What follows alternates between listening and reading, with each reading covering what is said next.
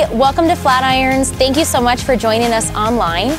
We are jumping into the middle of what we call a women's series here at Flatirons. It's called Lost in Translation, and what we're doing is we're taking different stories of women in the Bible to look at what God had originally intended for us. And so as we do that, if there are things that come up for you or if you have questions, we would love to connect with you on our website, flatirons.church.com, or any of our social media platforms. Again, we're so excited you're here, and we hope you enjoy.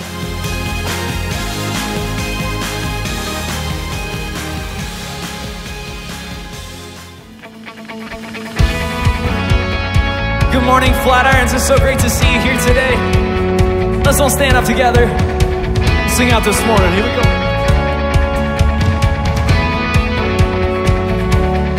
Sing. Heaven thundered and the world was born. Life begins and ends in the dust you form. Faith commanded and the mountains moved. Fear is losing ground to our hope in you. Unstoppable God, let your glory go on and on. Impossible things in your name, they shall be done.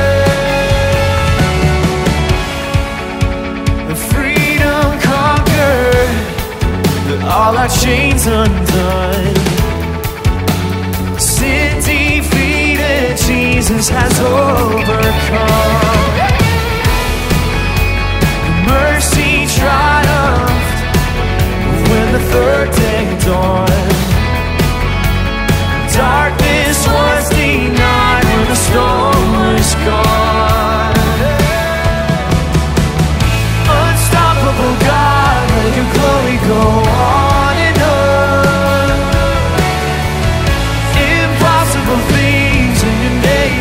Shall be done. Unstoppable God, let your glory go on and on. Impossible things in your name, they shall be done. Let's put your hands together this morning, come on.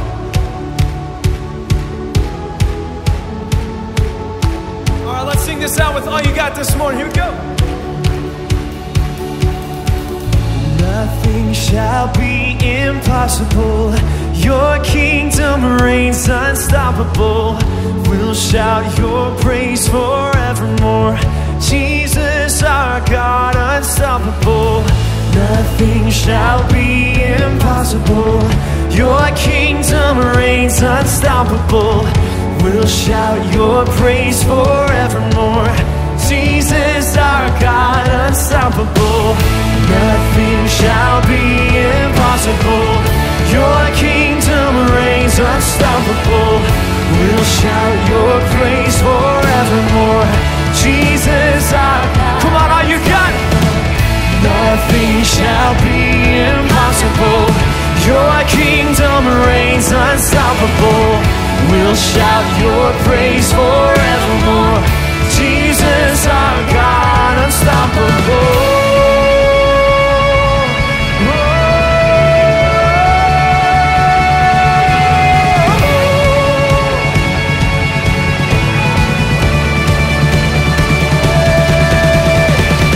Unstoppable God, let your glory go on and on. Impossible things in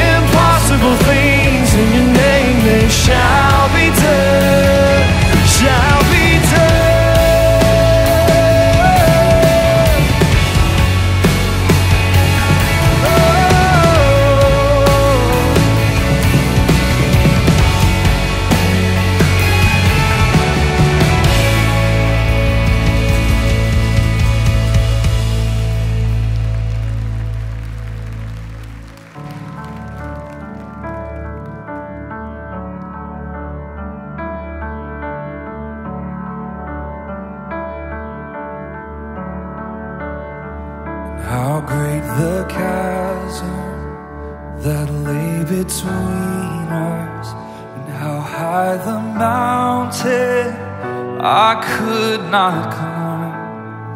And in desperation I turned to heaven and spoke your name into the night. Then through the darkness your loving kindness tore through the shadows of my soul. The work is finished, the end is written. Jesus Christ, my living hope. And who could imagine so great a mercy? And what heart could fathom such boundless grace? The God of ages stepped down from glory to wear my sin and bear my shame. The cross has spoken, I am forgiven. The King of Kings calls me his own. Beautiful Savior, I'm yours forever.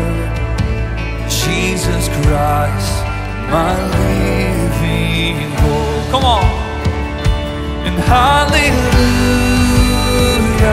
praise the one who set me free. Hallelujah,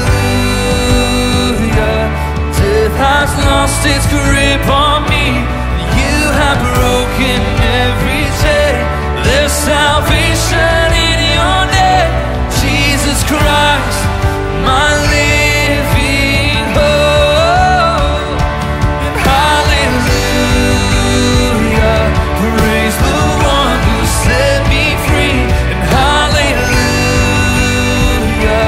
death has lost its grip on me, 'cause you have broken every chain.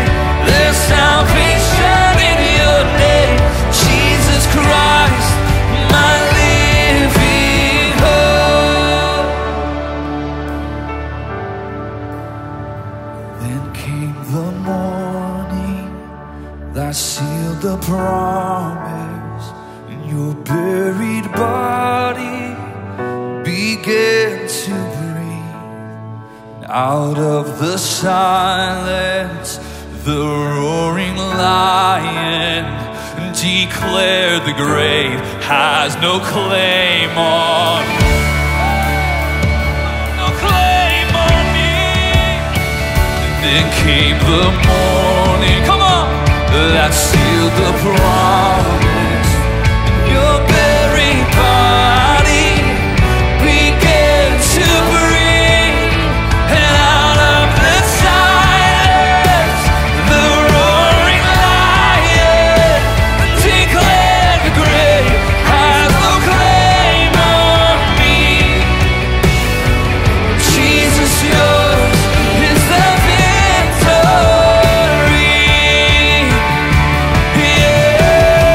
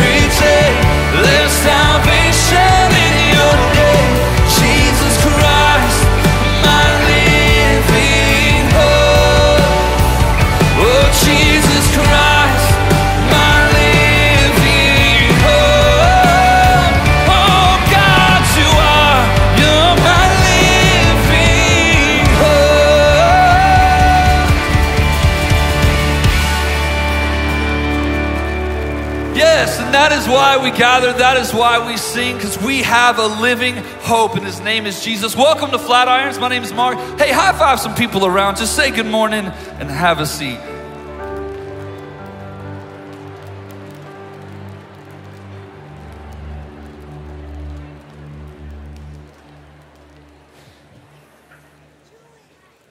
Good morning. Hi, how you guys doing? You guys feel good? I need more than that. It's like the prettiest day ever out there. Come on. Yeah. Hey, online, wherever you live, we live in a better place. This is like the prettiest day ever.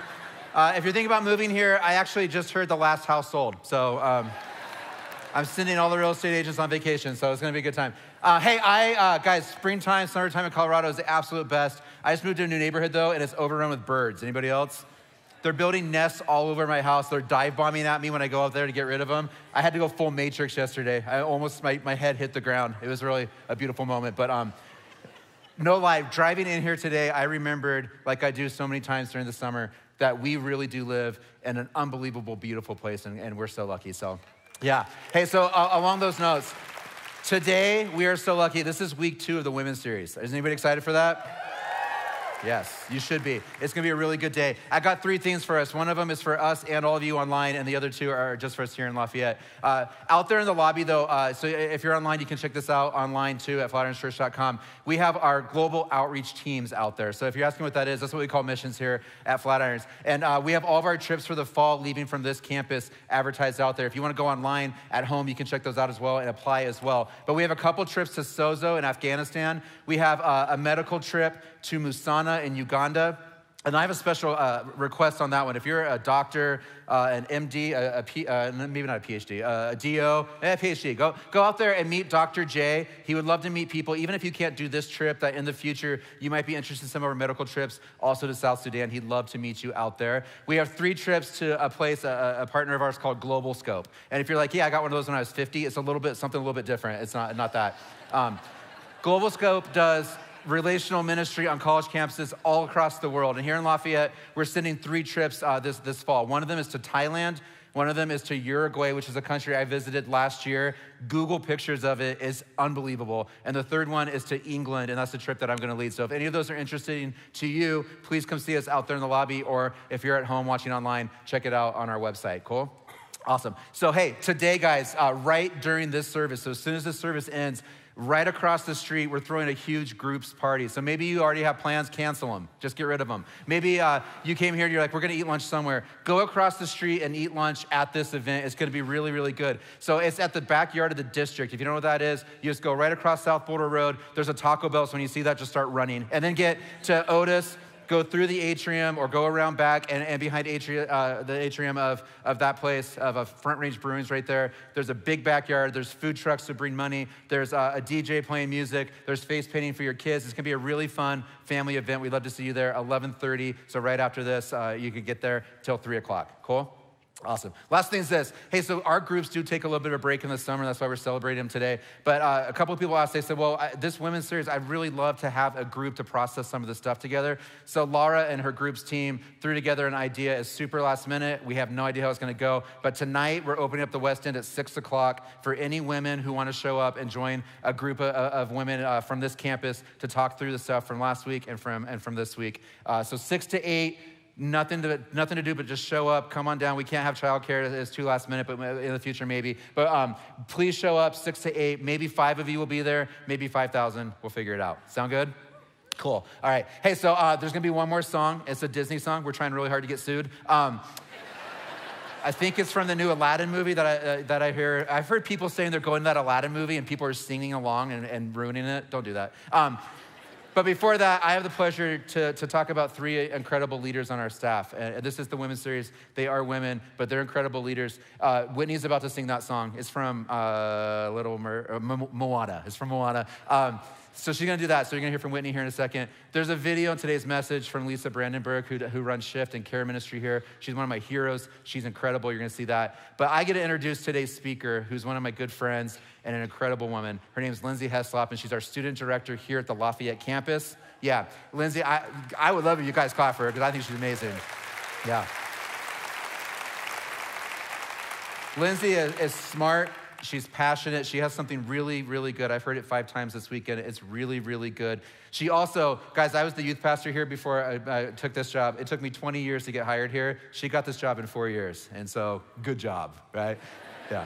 She's incredible. I really believe this. Man or woman or child in this room today, what Lindsay has prepared for you, what God has put on her heart is really, really good, and you're gonna leave here different because of it. So I'm gonna pray. We're gonna sing the Peter Pan song, and then Lindsay's gonna be up here. So God, I thank you so much that today we are in this building because you have a reason for each one of us. You have something to say to each one of our hearts, to the place in our life that nobody else gets access to. God, to the thing that is unmentionable or unshareable or that we fear people will find out. God, to the things that we hide and repress every single day, you have something to say to us. And so God, I thank you that the message that you placed on Lindsay's heart, that has changed the way I look at some stuff in my own life this weekend. I thank you that all the people watching online at home, all the people in this room today have a chance to experience the same exact thing because of how great you are and no other reason. We love you, we thank you for Jesus, and we pray in his name, amen.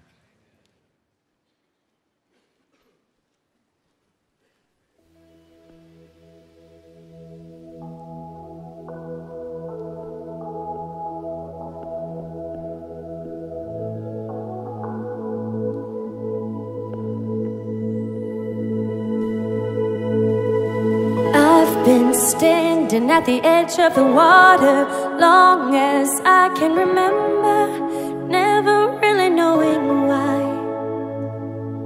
I wish I could be the perfect daughter, but I come back to the water, no matter how hard I try.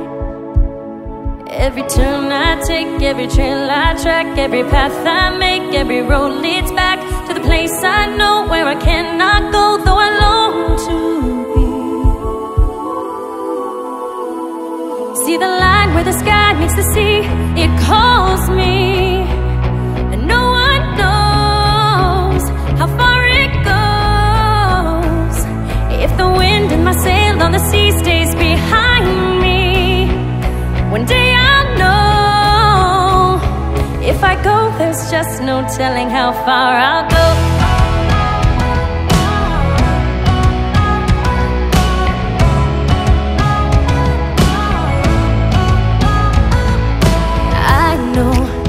Everybody on this island seems so happy on this island. Everything is by design.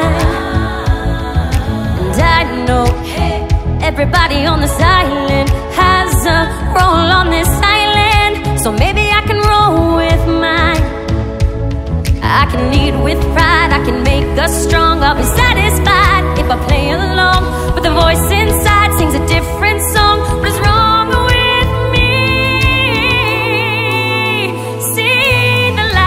Shines on the sea, it's blinding, but no one knows how deep it goes. And it seems like it's calling out to me, so come find me and let me know what's beyond that line. Will I cross that line? See the line where the sky meets the sea, it calls me, and no one knows how far it goes.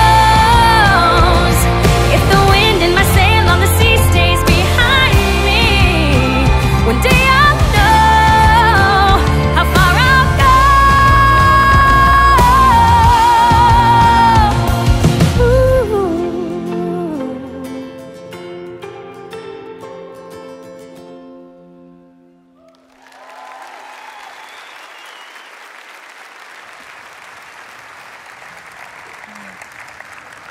Hey, Flatirons. Good morning. I'm Lindsay. And as you've heard, I am the student director at the Lafayette campus, and I am beyond excited that you are here with us today. So a couple weeks ago, Jim comes to find me in my office, and he sits down in the corner chair, and he goes, I have an idea, if you're up for it. And Jim is kind of known for his crazy ideas, and so this could have meant 1,000 different things. And so I hesitantly kind of go, okay, tell me what it is. And he starts to go on about all the must-haves about this series we're in, and he's like, if we only have 5 weeks, what are the most important things that we want the men and the women of Flatirons to hear? And just as I'm wondering, I'm like, where is he going with this? And would he just get to it already? He just, without pausing, very casually goes, and then tell me which week you want to go. And I stared at him just like that, with this blank stare on my face, and the only word that would come out of my mouth was, okay. I was like, okay. And Jim finally, he nods at me and he goes, Lindsay, breathe. And he's right. I had completely stopped breathing for I don't know how many seconds. And so now, that's kind of how it feels to have thousands of you staring at me. Is I am trying to remember, Lindsay, breathe. Now, I won't pretend to know what each one of you are thinking, but I bet there are a couple conversations going on in your head that I wanted to acknowledge. For some of you, this is exactly what you have been hoping and praying for, that a woman would teach from this stage. And with that comes the high expectation that I speak on behalf of all women everywhere about all of the things that women want to hear. And folks, that is a lot of pressure to put on one person. I couldn't possibly represent every voice and perspective and lived in experience of all of the women who call this place home. And so let's agree to this. I won't assume that my perspective and my opinion, right, speaks for all women everywhere if you won't either. But here is where I'm coming from. I'm 28 years old.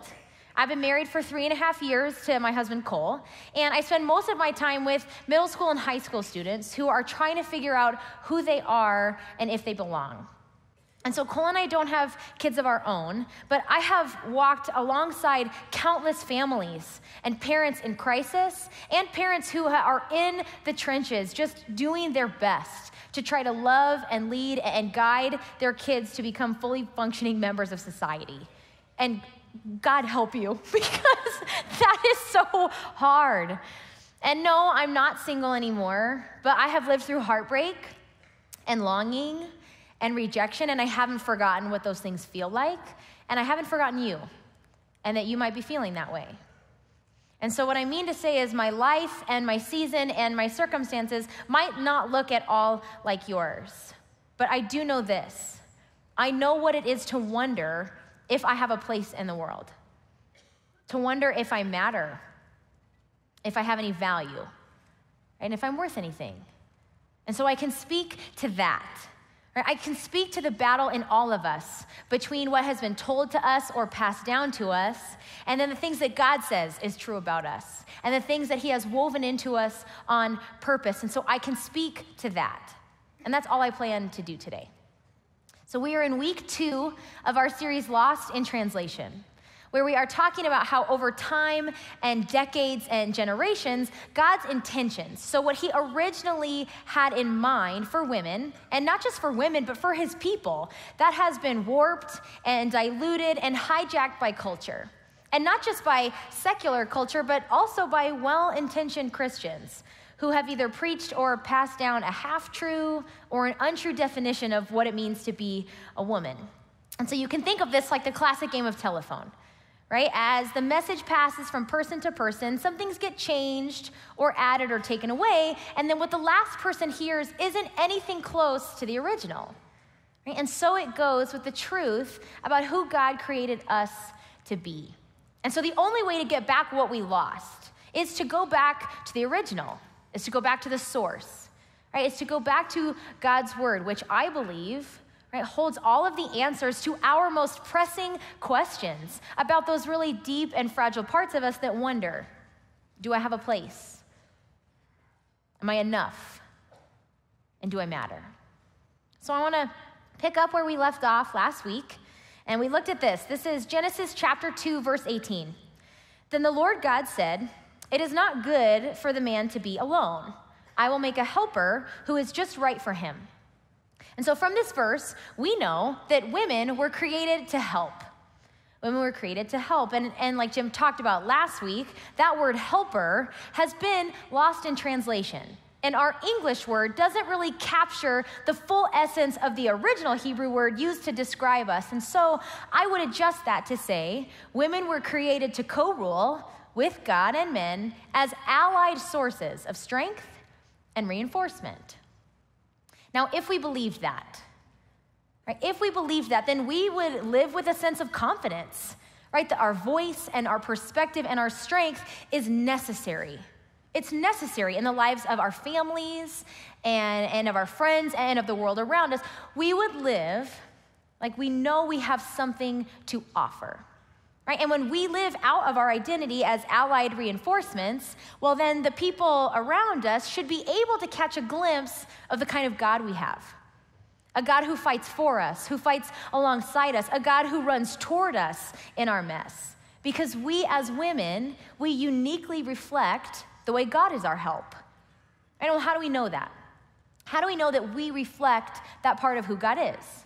Well, because the only other time the same word for helper is used in Scripture, it's used to describe God.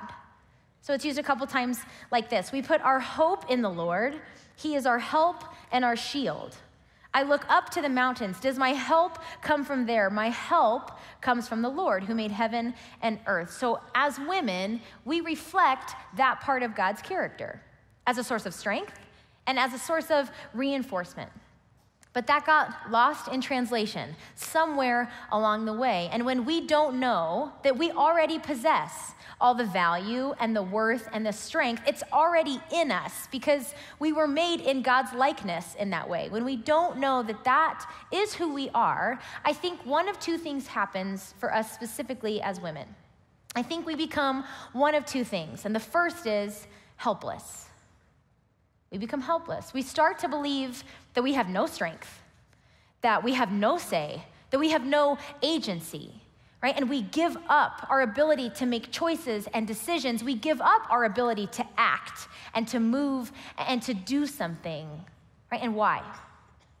Why would we do that? Well, maybe it's because we figure we're just the help. I'm just the help, and that must mean I'm inferior and I'm weak.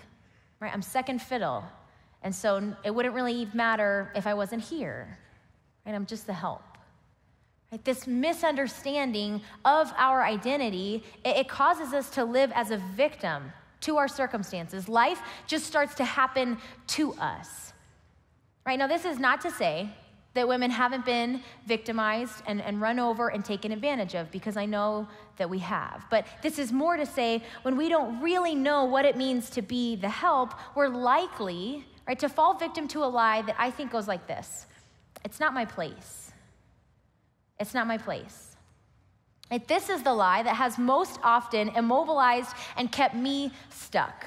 So when I felt God compelling me to say something, like when in my gut, I knew something was wrong and I should have said something, I didn't. This is the lie that paralyzed me when I knew I should have done something and I didn't. This lie has planted seeds of doubt in my mind as I have chased after my career and my calling. It is this lie that contributes to an entire tape that plays in my head every single time I fail. And it goes like this. See, you can't do this job. You're just the help. And so you should have stayed in your place. Does that sound familiar? Where did I even learn that? Like, where did we ever get the idea that it's not my place? Right? Maybe someone has flat out said that to us. Maybe someone told us that to our face. Or maybe we've just picked up on all of the subliminal cues meant to signal to us that we're not supposed to be here. Like being the only woman at the conference or the luncheon, or being the only girl in your class to run for student government, right? We got the message. Oh, I'm not supposed to be here. It's not my place. Maybe we just haven't seen a woman or someone mirror for us what it looks like to be in that place. And so we've figured it's just not for us. And even worse, we put that on God. And we assume he agrees. And we put ideas in his head and words in his mouth about what our place is. We put words in his mouth. And so maybe there's legitimate reasons why we believed and fell for the lie that it's not our place. But once we know the truth, we can't keep living in the lie. And women, I think we have to look at this seriously. Right? We start to use this as an excuse. We use this as a crutch, right, to continue living in our helplessness. This is when we throw our hands up and we say things like, it's not my place. It's not my place to say something about my husband's drinking. It's not my place to judge, which, by the way, wanting to confront or say someone or steer a friend that you love and that trusts you away from a path that is leading them towards destruction, that's not judgment. Judgment would be looking at the path that they're on and going, oh, I would never wind up on a path like that, and that somehow makes me better than them. But we use this as an excuse. It's not my place to judge. It's not my place to ask questions of authority. They say jump, and I ask how high. It's not my place to put my name in for the promotion or the raise, even though my level of experience and my performance is very deserving of one. We take ourselves out of the game because we believe the lie that goes, it's not my place. And God never said that. God never said that. Remember, God said women were created to co-rule with God and men as allied sources of strength and reinforcement. And helplessness is when we deny that truth and we reject his command to reign and to rule and to take part in what God wants done in his kingdom. We become helpless. The second thing we become is controlling. We become controlling. This is what we see in Eve when she falls for the serpent's deception and she reaches out for the fruit. Right? She didn't believe that God had already given her everything she needed to do exactly what he created her to do. Right? The Bible's way of saying this is she wanted the wisdom it would give her. She wanted to be smarter and wiser than God. She wanted to be smarter and wiser than Adam. She wanted control. Right? And I have done this. I do this over and over. We as women have done this. And why? Why would we do this? Well, because I don't want to be just the help. I don't want to be seen as weak, but I want to be seen as strong and capable and wise. Right? And so we overcompensate for being just the help. And we control, and we manipulate, and we dominate. Right? But see, control issues are actually just trust issues in disguise. And so for me, when I don't trust that God is going to show up for me, when I don't trust that he's going to fix my problem in the way I want him to, I jump steps ahead of him. And I start to think about every possible outcome, and I meddle, and I obsess, and I take matters into my own hands so that I don't have to depend on him because I don't trust him. Or with my husband, Cole, when I feel unacknowledged or when I feel excluded in a decision about our life together, this could be the budget, or this could be something as arbitrary as the best way to load the dishwasher. In my attempt, right, to overcompensate for feeling like just the help, like I had no say, I wind up tearing Cole down. And I try to exploit his vulnerabilities. And it's not my intention, but every single time the result is always that I've made Cole feel stupid and now I feel like a monster. And it's all because I refuse. I refuse to just be the help. At work, I'm fearful of being seen as weak or incapable because I'm a woman. And so what I do is I prove and I perfect and I perform as I try to control and manipulate everybody's perception of me. Right? So I will stay late. I will say yes to projects that I probably should have said no to. I will overcommit, and it's all just this attempt to dominate the assumption that I might be weak or out of my league. Maybe you can relate to some of that. Or maybe for you, your control issues, they've been a means of survival. Right? The person that said that they would be there, that they would never leave. Maybe this was a parent or your dad. It was your last relationship. They didn't keep their promise. And so it makes sense that we would start to control and manipulate because it was the only way to guarantee that we wouldn't get hurt again. And so I get it. It's just a really lonely, exhausting way to live. And so when we try to avoid what it means to be feminine, right, to be a woman, because of our flawed understanding of what it means to be the help, we wind up taking our strength and we use it to rebel against the very people that God has called us to be an ally to. Right? We become controlling. So where is the middle ground? What lies between helpless and controlling? I think it's influence. I think influence is what lies in the middle. Right? And influence is the capacity to impact the character or the development or the behavior of someone or something. And so when we really understand how God designed this whole helper thing to work, we stop using it as an excuse to remain helpless, and we stop using it as fuel for our control issues, and the result is influence. Influence is what God intended for women, right? And so the next question always becomes, well, what does that really look like? Right? Can you give me an example? Can you point to a woman who was influential? Because I need a picture of how this works in my real life, right? Not just hypothetically or theoretically. Right? And God didn't leave us without examples. But there are countless stories of, yes, flawed and imperfect and broken women written into the Bible who, despite what their culture or what everybody else would have said is their place and what they're worth, right, they leaned into and embraced their God-given strength, and they used their influence, right, to change history as we know it. So I want to look at one of those women today, and her name is Miriam. So I have read Miriam's story countless times, and at first I didn't really notice her, which is a shame. But then a couple years ago, I was reading the story again, and she jumped off the page at me. And so Miriam's story, it takes place in the book of Exodus, which is right after the first book of the Bible, Genesis. And so at this point, God's people, the Israelites, have been living in Egypt, and a new king takes over. And Pharaoh starts to see that these Israelite families are continuing to grow, and they are starting to outnumber him. And this freaks Pharaoh out because the Israelites and the Egyptians, they believe very different things about God. And now Pharaoh knows if a war ever broke out, well, there's enough Israelite families to overthrow him. And so he makes the Hebrew people his slaves. But then he is so paranoid about losing power that he puts a new law into effect. Right? He orders all of his people to throw every newborn Hebrew boy into the Nile. And so he mandates murder and essentially legalizes mass genocide.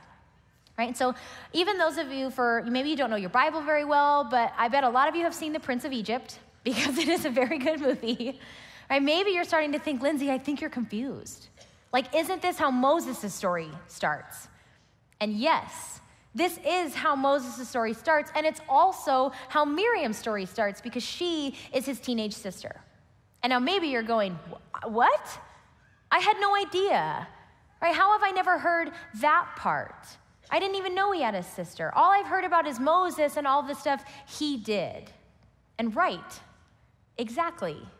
That's exactly what we're doing in this series, because as we retell stories, parts get left out or ignored or lost in translation. And Miriam is one of those. So her story starts like this. About this time, so when Pharaoh has put this new law into effect, a man and a woman from the tribe of Levi got married. And the woman became pregnant and gave birth to a son, Moses. She saw that he was a special baby and kept him hidden for 3 months. And I want to take a quick time out because I know those are just like a couple sentences, but I want us to do our best to try to imagine the world that Miriam and her family were living in. So she's about 11 years old, give or take a couple of years at this point, and her entire family is Hebrew. So this means literally everyone she knows, everyone she's ever been connected to, her parents, her aunts and uncles, whatever cousins she might have had, they're all slaves. And so it is likely that when she waved goodbye to her dad as he went off to work in the morning, she expected him to come home beaten and bloodied and bruised from the slave traders. Or maybe she wondered, is he going to come home at all? And she lived in a culture that hated her for something that she had absolutely no control over. Right? And maybe we know what that's like. Maybe you know what it is to feel outcast because of something that you have no control over. Maybe this is the color of your skin. Maybe this is the shape of your body, or it's your heritage, right? It's the side of town you grew up in. It's the language you learned to speak at home. It's the family you were born into. Miriam knows what that felt like. Right? So her mom gets pregnant and gives birth to a baby boy. And Miriam knows what this means. She knows. She knows that if anybody finds out about this, it means death for her baby brother. Right? It means death. And so Miriam has to keep a secret that quite literally means life or death. Right? Imagine. She's 11 years old. Imagine the weight of that. Right? A lot of us know the weight of that. What it's like to keep a secret And maybe it's not literal life or death, if anybody finds out, but it is the death of a friendship. It's the death of a relationship. It's the death of some future or vision that you had for yourself. Miriam knew what that felt like. Well, let's keep going. But when she could no longer hide him, she got a basket made of papyrus reeds and waterproofed it with tar and pitch. She put the baby in the basket and laid it among the reeds along the bank of the Nile River. The baby's sister then stood at a distance, watching to see what would happen to him. Now, this is an impossible choice. Miriam's mom has to make an impossible choice. She can't keep him, right? Because hiding him only becomes more dangerous as he gets older, and she can't drown her own child. And so maybe she figures, if I put him in a basket and I send him down the river, at least I won't have to watch with my own 2 eyes. And then Miriam is losing her baby brother, who I imagine for the last 3 months she has spent rocking him and holding him and putting him down to sleep and making sure he didn't make a sound so that nobody would find out. So imagine the stress as she stands back and wonders what happens to him, and she goes through every worst case scenario in her mind. Is the current going to be too rough and he'll flip and he'll drown? Will a crocodile come after him? Will the Egyptians find him and then drown him anyway, living with intense fear and stress and anxiety? Miriam knew what that felt like too. Well, here's what happens. Soon, Pharaoh's daughter came down to bathe in the river, and her attendants walked along the riverbank. When the princess saw the basket among the reeds, she sent her maid to get it for her. And when the princess opened it, she saw the baby, and the little boy was crying, and she felt sorry for him. "This must be one of the Hebrew children," she said. And then the baby's sister approached the princess. "Should I go and find one of the Hebrew women to nurse the baby for you?" she asked. "Yes, do," the princess replied. And so the girl went and called the baby's mother. "Take this baby and nurse him for me," the princess told the baby's mother. "I will pay you for your help." And so the woman took her baby home and nursed him. Approaching Pharaoh's daughter, this was unthinkable. This was absolutely unthinkable. The princess had every reason to hate and despise and want to get rid of Miriam. She could have had her arrested or worse that day at the river. She could have suspected that Miriam knew this baby, right? That she was part of a plan to keep him alive against her father's orders. She could have had her arrested for spying on her and her maids that day. She could have had her executed on the spot if she wanted to. There was no guarantee that this would work. Right? Miriam is an 11-year-old girl. She has no wealth. She has no education. She comes from a family that has been ripped apart by genocide and slavery. So by the world's standards and by our standards, she has no place. She has no place talking to the second most powerful woman in Egypt the way she does. But what I find most intriguing about this story is that it was exactly her place, right? It was the physical place where her 2 feet stood that changed everything. And it's just in one sentence. It's in one little sentence. And so look at this again with me. Then the baby's sister approached the princess. How do we think that happened? Like, how was it that she was right there as the princess spots the basket? Right? Do we think that Miriam and Moses lived right next door to Pharaoh's palace? Probably not. That's very unlikely. And so then I wonder, for how long did Miriam stand back and watch at a distance as the current took Moses out of eyeshot? And then I wonder, for how many miles did she follow Moses down the Nile as she walked along the shore? I wonder. Because Miriam, she was unwilling to stay home. She was unwilling to do nothing. She refused to stay helpless and paralyzed in what seemed like an impossible situation. She didn't leave his side, right? She kept close watch, and she walked along the shore as she watched him rock and sway on the surface of that water. But she wasn't controlling, right? She was wise and discerning. She didn't try to be the hero or the rescuer. She didn't take matters into her own hands and scoop him up out of the water too soon, before Pharaoh's daughter had a chance to find him and raise him as her own son. Both would have resulted in losing Moses. So Miriam didn't quit, and she didn't recklessly try to fix the problem. But she was right there. She was right there. And she put herself in a position, right, to seize her opportunity of influence. Miriam being at the river that day physically is what changed absolutely everything. So I'm Lisa Brandenburg. I'm the care director at Flatirons Church. And my family and I have been coming to Flatirons for about 15 years, and I've been on staff for 12. Alcohol was a way of life where I grew up. A really small town back east, and factory workers would stop off at the bars for a beer before they went to work and after, and that was just a way of life, and I didn't know any different. Drinking was a way of life. So by the time I was 16, I was active alcoholic. And I didn't see anything wrong with it. It didn't seem unusual to me until I moved away from there. And then all of a sudden, the way I drank, everybody was like, wow, wow, she's out of control. I didn't think I was addicted to anything for a really long time, but it turned out I was addicted to everything. But as my life started to fall apart, I started to remove other substances and that I was using and depending on.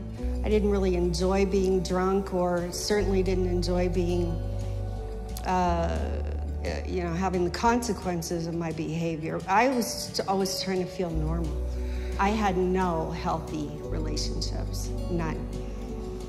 And so I felt very uncomfortable in my own skin and very disconnected and alone, very isolated.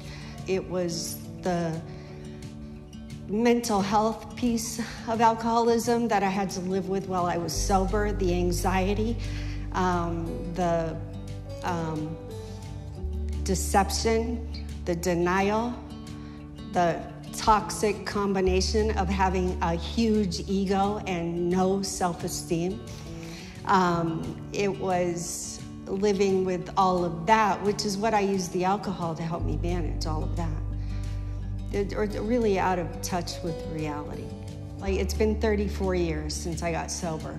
So it's not like I forgot. I don't never known why one day I could not stop drinking and the next day I could not go another day the way I was living. Couldn't do it. I think now, of course, it was the grace of God. But then I ask, why me? Why then? And I will never know that. Now, I've come to believe that God's grace is how I came to be sober. And I know that I had to choose to accept His grace. And something shifted in me that allowed me to do that when I couldn't before. And so by His grace, I wanted life. I chose life. I chose to follow Him. I chose to connect with other people. I chose to forgive myself and to put away the shame and the pain of my past.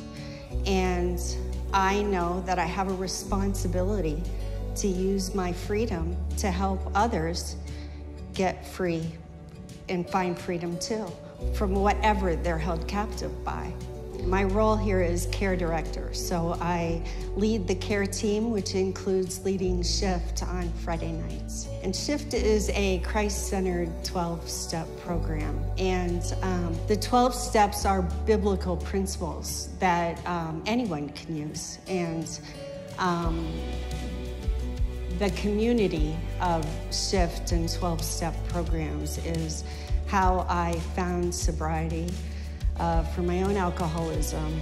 I know that God uses the very things that I thought were going to ruin me to bring purpose and meaning to my life, and to that my experience and strength can influence others, I hope, and inspire others. And all I can do is give them the message that freedom is possible. And when I say to people that freedom is possible and that none of us have to stay stuck where we are, and that we can all get free of whatever it is that holds us captive, I don't hope that that's true. I know that that's true. Yeah, give it up for Lisa. So if you know Lisa, you love her. And if you don't know her, but you got to meet her, you would love her. And I love her story because it illustrates what we're talking about today. That there comes a moment, right? There came a point where she said, I couldn't live like this anymore, where she refused to live as a victim to her disease and to her circumstances. And now, 34 years later, she spends every single Friday night walking alongside people who are in the middle of their own pain, their own struggle, their own mess. And she uses her influence, right, to help people get free from the same things that she was held captive by. And so how do we gain influence? Right? It's what we all want. But getting up out of these seats, we want to know, how do I gain it? How do I know that my life will mean something? How do I know that I can make a difference? Well, I want you to think about who is the person in your life who everybody else has turned their back on because they're too difficult, they're hopeless, like there's no point, and they sent them down the river. What relationship in your life is barely hanging on by a thread, and everybody else would look at it and go, just leave, don't bother, why try? And you are debating sending it down the river. What dream or hope do you have for yourself that everyone else has looked at you and said, it's too hard, that'll never happen, why try? It doesn't happen for people like you. And so you sent it down the river. Who or what is that for you? And then we start by taking a cue from Miriam. We don't back out.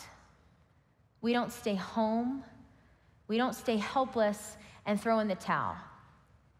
And we don't recklessly try to fix or change them. We don't jump in too soon. We don't try to control everything, but we just keep showing up.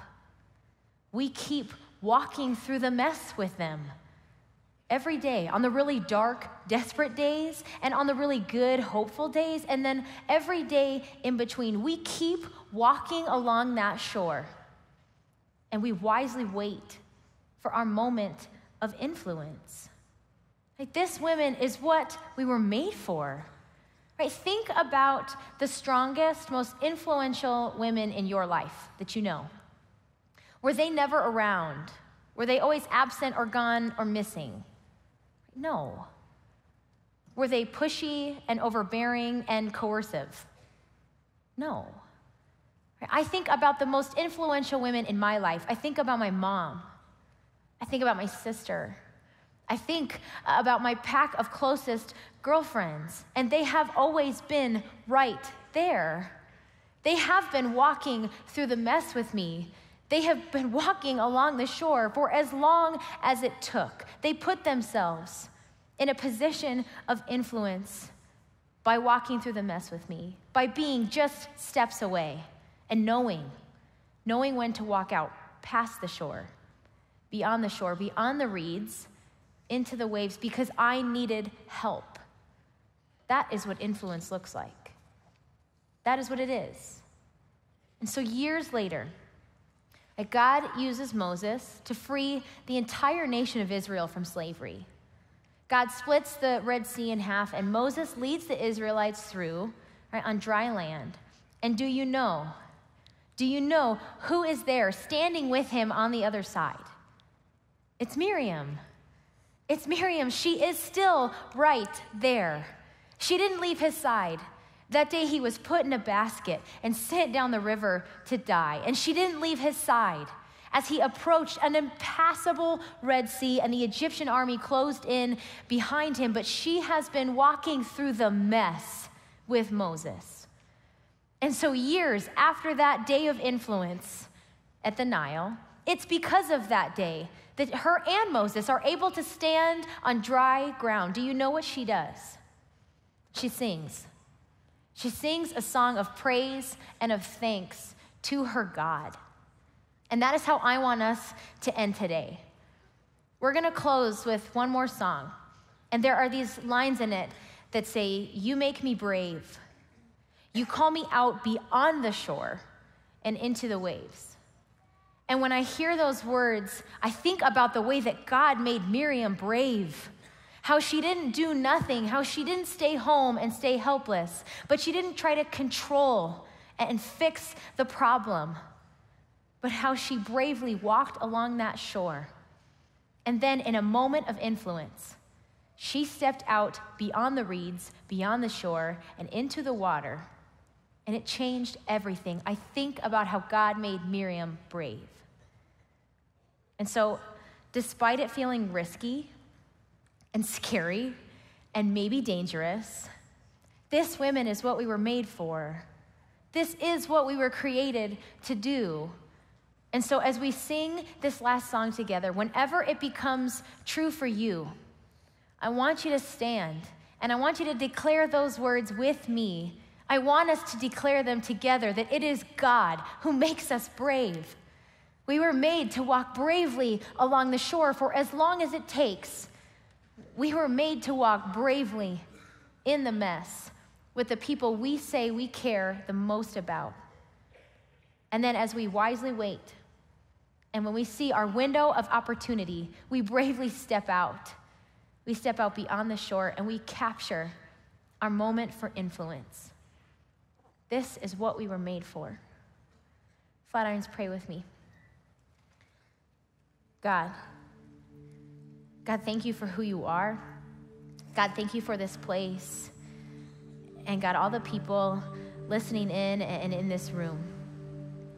God, make us brave.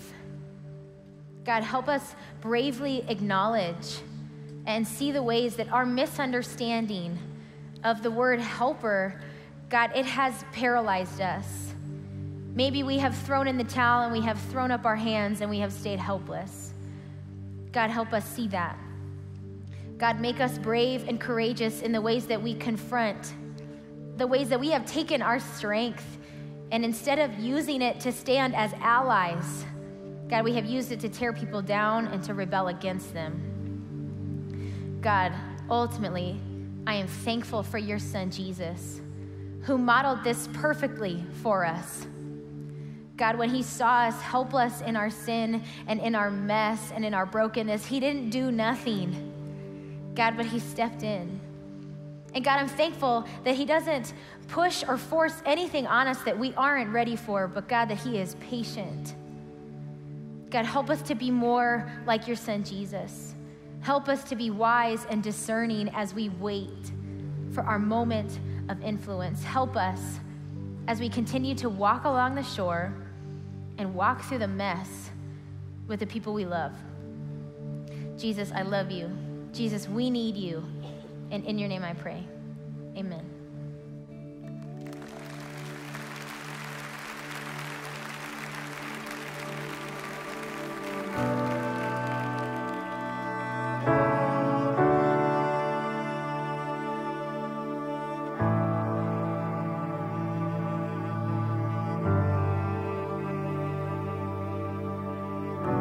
You call me out upon the waters, the great unknown, where feet may fail. And there I find you in the mystery, in oceans deep, my faith will stand. Call upon your name and keep my eyes above the waves. When oceans rise, my soul will rest in your embrace, for I am yours and you are mine.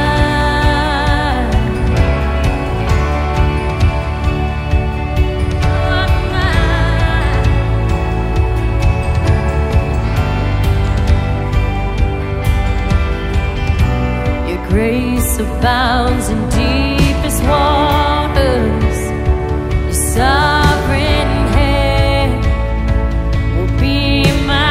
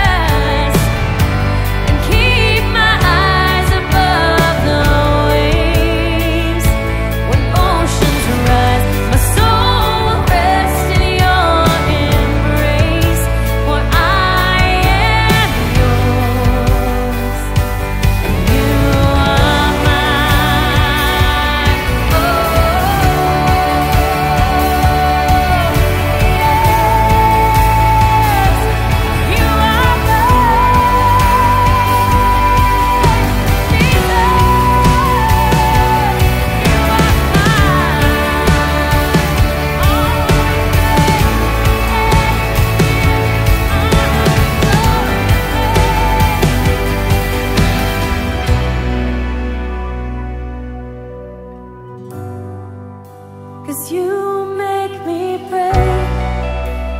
You make me pray. You call me out beyond the shore into the waves. You make me brave. You make me pray. No fear can hinder now the promises you made. Sing that again. You make me brave. You make me brave. You call me out beyond the shore into the waves. And you make me brave. You make me brave. No fear can hinder now the promises you make. Come on! And you make me brave. Sing it! You make me brave. And you call me out beyond the shore into the waves. You make me brave. You make me brave. No fear can hinder now the promises you made. Sing! You make me brave. You make me brave. You call me out beyond the shore into the waves. You make me brave. You make me brave. No fear can hinder now the promises you made. Spirit, lead me where my trust is without borders. Let me walk upon the waters wherever you would call me. Take me deeper than my feet could ever wander. My faith will be made stronger in the presence of my Savior. Spirit, lead me where my trust is without borders. Let me walk upon the waters wherever you would call me. Take me deeper than my feet could ever wander. My faith will be made stronger in the presence of my Savior.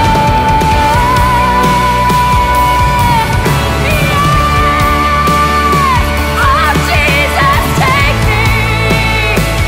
You are my